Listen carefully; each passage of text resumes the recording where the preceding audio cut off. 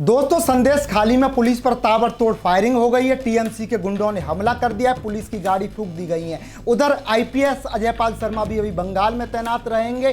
दूसरी बात, जहांगीर खान के कार्यालय पर हिंदू कार्यकर्ताओं ने अपना बदला ले लिया है। डीसीपी के खिलाफ लुकआउट नोटिस जारी हो गया है। उधर अभिषेक बनर्जी और ममता बनर्जी की भी सुरक्षा हटा दी गई है। दोस्तों नमस्कार, जय हिंद। मेरा नाम है संदीप और आप देख रहे हैं अपना उत्तर प्रदेश। पश्चिम बंगाल में भाजपा की सरकार बनते ही ताबड़तोड़ फैसले शुरू हो गए हैं और उन फैसलों ने पूरे देश के लोगों को हैरान कर दिया है। भाजपा इस समय ताबड़तोड़ एक्शन ले रही है। मैं आपको 10 पॉइंट में पश्चिम बंगाल की A to Z कहानी बताऊंगा, कैसे पिछले 24 घंटे में बंद पड़े उन मंदिरों का ताला खुल गया है, कैसे शुभेंदु अधिकारी ने कह दिया है सबका साथ सबका विकास अब पश्चिम बंगाल की धरती पर नहीं चलेगा। यूपी से 250 बुलडोजर पश्चिम बंगाल भेजे जा रहे हैं, जिसकी वीडियो सुबह से ही गर्दा उड़ा रही है। उधर पूरे पश्चिम बंगाल को आर्मी ने घेर लिया है, चप्पे चप्पे पर फोर्स तैनात है और ये जो गुंडई करने वाले गुंडों को सबक सिखाया जा रहा है। उधर रोहिंग्या मुसलमान बांग्लादेश की तरफ भाग रहे हैं। ये खास रिपोर्ट देखिए और 10 पॉइंटों में समझिए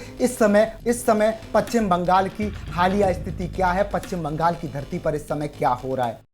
बंगाल से आई 10 हिला देने वाली खबर सुनकर हैरान रह गए मोदी से लेकर अमित शाह। अभी बंगाल में ही तैनात रहेंगे आईपीएस अजयपाल शर्मा। बंगाल में सुरक्षा बलों पर चली गोलियां, पुलिस की गाड़ी तोड़ी, टीएमसी कार्यकर्ता के घर से मिला गोला बारूद। चुनावी नतीजों के बाद बंगाल में महाबवाल। यूपी से बंगाल भेजे गए 250 बुलडोजर टीएमसी के गुंडों का होगा हिसाब किताब। हिंदुओं ने अजयपाल शर्मा का लिया बदला, जहांगीर खान को मिट्टी में मिलाया। डीसीपी के खिलाफ लुकआउट नोटिस जारी, पीछे पड़ी फोर्स। ममता अभिषेक बनर्जी की हटाई गई सुरक्षा। बंगाल में चुनाव के बाद हिंसा, बीजेपी के 2 कार्यकर्ताओं की हत्या, कई जगहों पर तोड़फोड़। अभिषेक बनर्जी जाएंगे जेल, ममता दीदी के उड़े होश। जहांगीर खान के पीछे दौड़ी बंगाल पुलिस, हिंदुओं ने टीएमसी के गुंडों को दौड़ा दौड़ा कर पीटा। फोर्स ने पूरे बंगाल को घेरा, चप्पे चप्पे पर आर्मी। बांग्लादेश की तरफ भागे अवैध रोहिंग्या मुसलमान। 10 पॉइंट में समझिए पूरे पश्चिम बंगाल चुनाव के सबसे ताजा हालात। दोस्तों, पश्चिम बंगाल में चुनाव खत्म नहीं हुए, लेकिन चुनाव खत्म होते ही बंगाल में महाबवाल शुरू हो गया। आगजनी, पत्थरबाजी, गोलियां और इस पूरे बवाल के बीच एक नाम सबसे ज्यादा चर्चा में है, आईपीएस अजयपाल शर्मा। अब चलिए आपको बताते हैं बंगाल के 10 बड़े अपडेट जो इस वक्त पूरे देश को हिला रहे हैं। सबसे पहले बड़ी खबर यह है क्योंकि आईपीएस अजयपाल शर्मा अब बंगाल में ही तैनात रहेंगे।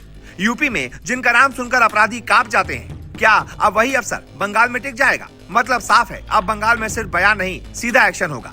दूसरी बड़ी खबर, चुनावी नतीजों के बाद बंगाल के कई इलाकों में हिंसा भड़क गई। खबरें हैं सुरक्षा बलों पर गोलियां चलाई गई, पुलिस की गाड़ियां तोड़ी गई, कई जगहों पर पत्थरबाजी हुई। इसी बीच दावा किया गया कि टीएमसी से जुड़े एक कार्यकर्ता के घर से गोला बारूद बरामद हुआ है।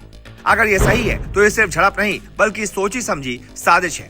तीसरा बड़ा अपडेट, ट्विटर एक्स पर एक वीडियो तेजी से वायरल हो रहा है। वीडियो में बुलडोजरों की लंबी लाइन दिख रही है और दावा किया जा रहा है कि ये यूपी से बंगाल भेजे जा रहे हैं। हालांकि इसकी कोई ऑफिशियल पुष्टि नहीं है, लेकिन वायरल वीडियो ने माहौल गर्म कर दिया है। लोग कह रहे हैं बंगाल में भी यूपी मॉडल चलेगा।